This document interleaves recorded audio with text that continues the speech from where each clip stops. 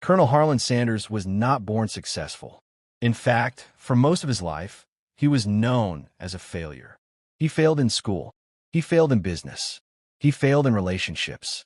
By the time he was 30 years old, he had already lost many jobs. He worked as a farmer, then a railroad worker, then a fireman, then an insurance salesman. None of them lasted. People often told him, "You are not good enough. This will not work. You should give up."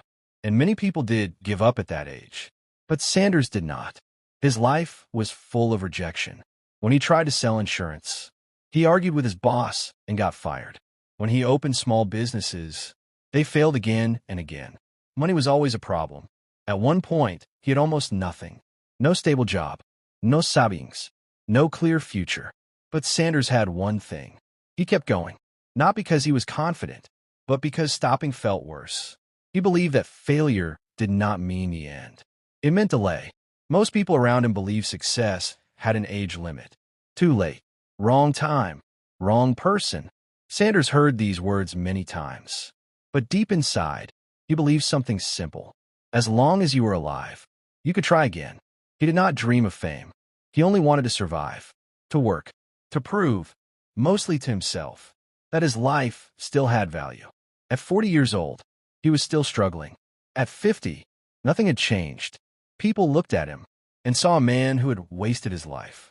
But they did not see what was forming. Patience, resilience, experience. Every failure was teaching him something, even if he did not realize it yet. And then one small decision changed everything. A decision made not in youth, but in the middle of disappointment. When Colonel Sanders was around 40 years old, his life was still unstable. He did not have a big dream. He only wanted to make a living. At that time, he ran a small gas station on a quiet road in Kentucky. Cars stopped for fuel. Nothing special. But Sanders noticed something. Travelers were always hungry. There were no good places to eat nearby. So he made a simple choice. He started cooking. Not in a restaurant. Not in a big kitchen. In a small room behind the gas station. He cooked what he knew best. Fried chicken. Simple. Fresh. Full of flavor. At first, it was just for a few people. Truck drivers. Families passing by. But something interesting happened. People came back. They told others. Word spread slowly. Sanders did not use advertising. He used quality. He cared deeply about taste. He tested spices. He tried different methods. Again and again. Failure was not new to him. So mistakes did not stop him. He learned from them. He listened to feedback. He improved his recipe. Soon, people were not stopping for gas. They were stopping for food. The gas station became a small restaurant. Sanders cooked every day. Long hours. No shortcuts. No excuses. He was not young anymore. But he worked like someone with nothing to lose. Still, success was far away. Money was tight. Problems continued. He was not famous. He was not rich. But for the first time in years, he felt something different. Purpose. He was doing one thing well. One thing consistently. This small kitchen became his classroom, where patience met skill, where rejection slowly turned into respect. But life was not done testing him. Another failure was coming, one that could have ended everything. Just when life felt stable, everything collapsed again. The road near Sanders' gas station was changed. A new highway was built. Cars stopped coming. Travelers disappeared. The small restaurant became empty. No customers. No income. Years of work were gone. Sanders was already over 60 years old. Most people at that age think about retirement. He thought about survival. The business failed. The building lost value. He had almost nothing left. Sanders felt tired. Not just physically, emotionally. He had tried for decades. And still, life took everything away. At his lowest point, he received government support. A small monthly check. Barely enough to live. Many people would have accepted defeat. They would say, "It's over. I'm too old. My time has passed." Sanders felt these thoughts too, but he did not let them stay. He asked himself a simple question. What do I still have? The answer was clear. His recipe, his experience, his belief in taste. He realized something important. He did not need a restaurant. He did not need a building. He only needed his chicken. So he made a bold decision. One that sounded crazy. He decided to sell his recipe. Not a company's. not to investors, but to small restaurant owners. He would travel. He would knock on doors. He would cook for strangers and ask one simple thing. Try it. If they liked it, they would pay him a small fee. If they didn't, he would move on. This was not a plan made with confidence. It was a plan made with courage. Courage is not the absence of fear. It is action despite fear. At an age when most people slowed down, Sanders started again. From zero, with no guarantee, only hope and persistence. The road ahead would be long and full of rejection. But this time, he was ready. Colonel Sanders began his new journey on the road. He was over 60 years old. He carried his recipe, his cooking tools, and his hope. He visited restaurant after restaurant, small diners, roadside cafes, family kitchens. He knocked on doors. He asked owners to try his chicken. Most of them said no. Some didn't listen. Some laughed. Some closed the door. You're too late. We already have our menu. This won't work. Sanders heard these words every day. Rejection became normal. One rejection turned into 10. 10 into hundreds. He slept in cheap motels. Sometimes his car. Money was low. Energy was low. But his discipline stayed strong. He cooked every time with care. Same recipe. Same patience. Same belief. He did not argue. He did not beg. He only asked them to taste. Many times, they didn't even try. But Sanders kept going. Because he understood something deep. Every no was one step closer to a yes. He was not selling chicken. He was testing resilience. Each rejection trained his mind. It removed ego. It removed fear. What was left was focus. He stopped taking rejection personally. It was not about him. It was about timing, about readiness, about chance. After hundreds of refusals, something inside him changed. He became calm, detached, almost peaceful. Failure no longer hurt. It became background noise. And then, one day, a restaurant owner said something different. Let me try. That moment changed everything. Not because it was easy, but because it proved one thing. All it takes is one yes. After hundreds of rejections, one small restaurant owner finally agreed.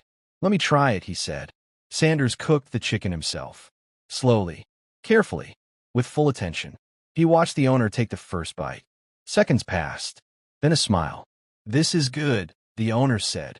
Those simple words changed everything. Not because Sanders became rich, not because success arrived immediately, but because his belief was confirmed. The recipe worked. The owner agreed to a deal. He would use Sanders' recipe. In return, Sanders would get a small payment. For every piece of chicken sold, it was not a big contract. No lawyers, no offices, just trust. Sanders was happy, not excited, relieved. For the first time in decades, someone said yes. This one restaurant became 2, then 3. Slowly, more owners agreed. Sanders traveled constantly, cooking, teaching, explaining. He did not change his recipe. He did not lower his standards. Quality came first. Many nights were still difficult. Money was still limited. But hope was now real. This was not luck. This was earned. Every failure before had prepared him for this moment. He understood people better. He spoke with confidence, not desperation. He was no longer chasing success. He was offering value. That made the difference. Sanders did not feel young, but he felt alive. His story was not about speed. It was about timing, about patience meeting opportunity. The road was still long, but now it was moving forward. As more restaurants joined, Sanders realized something important. This was no longer just a recipe. It was becoming a brand. He chose the name, Kentucky Fried Chicken. The name was simple. It told people exactly what to expect.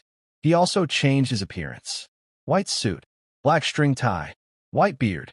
This was not fashion. It was identity. People remembered him. They trusted him. He became the face of his food. Sanders understood psychology. People don't only buy taste. They buy stories. They buy faces.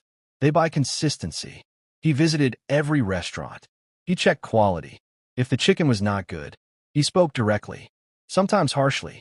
He protected his standards. Because one bad meal could destroy trust. Even as the business grew, Sanders stayed involved. He was not sitting in an office. He was on the road, meeting people, telling his story. Slowly, Kentucky Fried Chicken spread across the United States. New restaurants opened. The logo became familiar. The recipe stayed secret. Sanders did not feel powerful. He felt responsible. This was his life's work, the result of 30 years of failure. He had no time to waste. But growth brings new challenges. Managing everything became hard. Sanders was aging. The pressure increased. And once again, a difficult decision was coming. One that would test his values. Success finally arrived. Kentucky Fried Chicken was growing fast.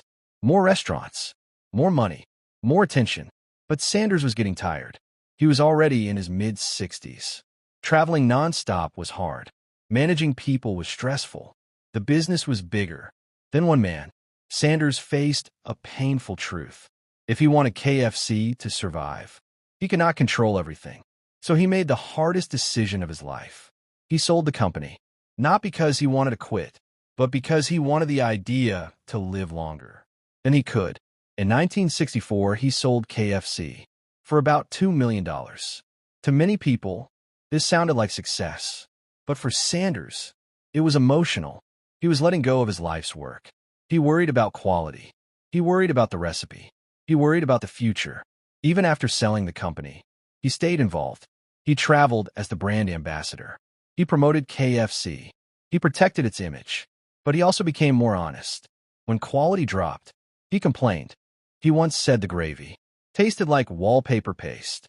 Sanders did not become silent. He spoke his truth, because the brand still mattered to him.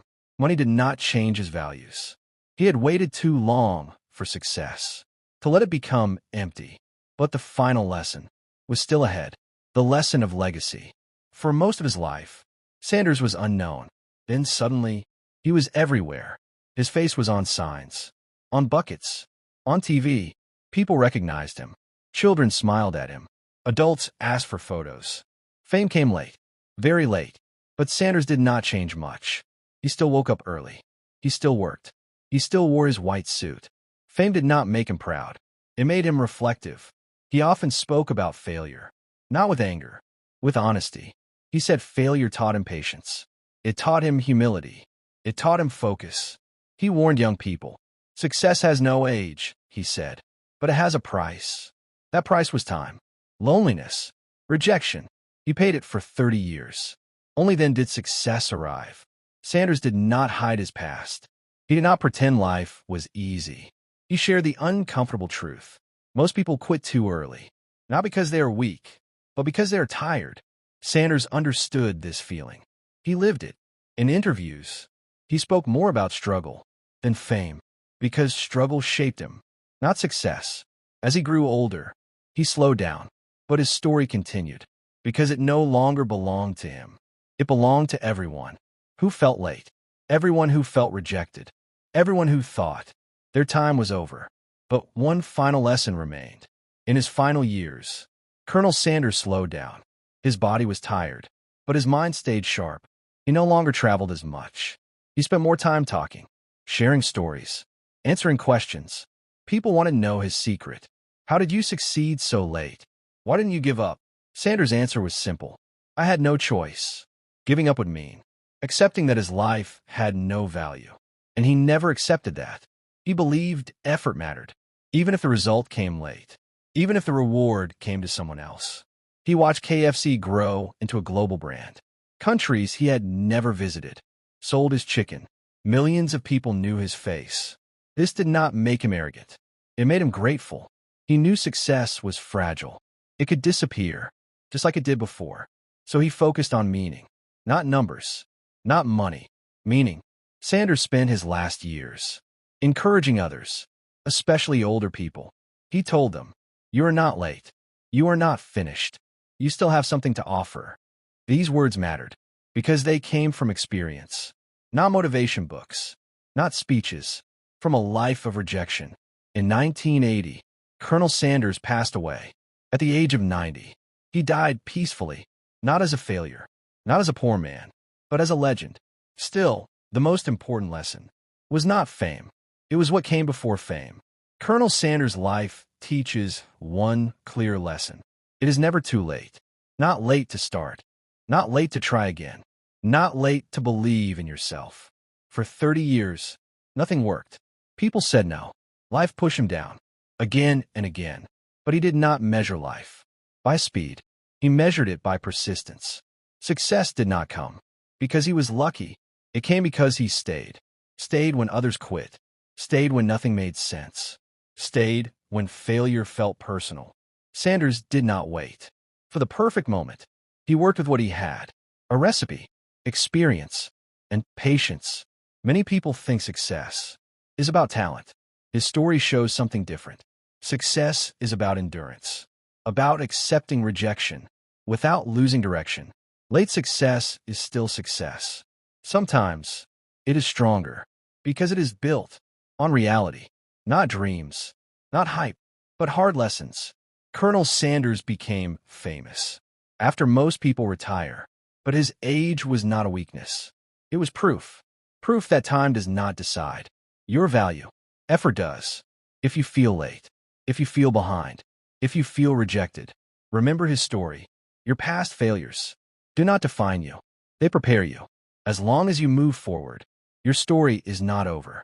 Because one yes can change everything, even after 30 years of no.